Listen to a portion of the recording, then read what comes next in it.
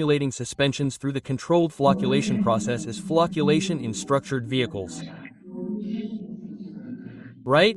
So, look, earlier we talked about structured vehicles, how we can create suspensions using structured vehicles. Right? So, using structured vehicles, we can only create deflocated suspensions.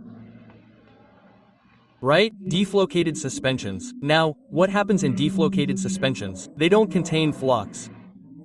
No flock formation. Right? But they have a high viscosity. Right?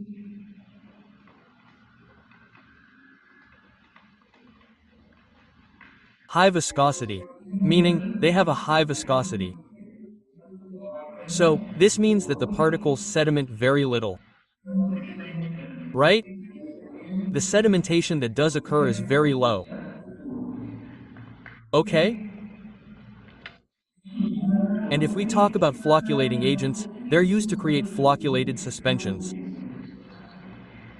Okay, now,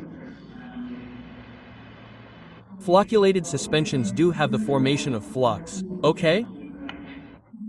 But flocculated suspensions don't have a high viscosity.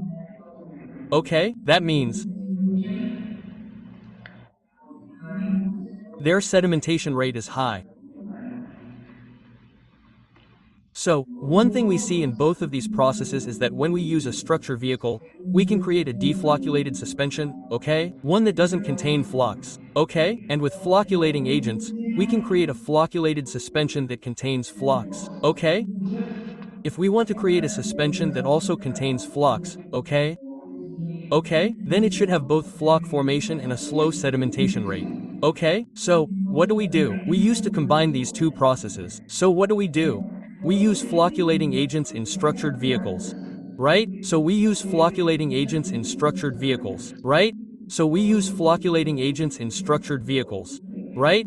This creates a suspension that has both characteristics. Right? It has both characteristics. It will have a very low sedimentation rate and there will also be flock formation. Right? Up to an optimum limit. Right? We will find both these characteristics in those types of suspensions. Right? So to use it, we use flocculating agents. Like our assay.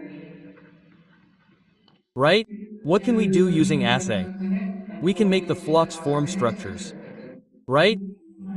Or our enzyme. Right? And this is also a new type of gum. This is what we've got, okay? We can also use it to induce flocculation in what? In structured vehicles.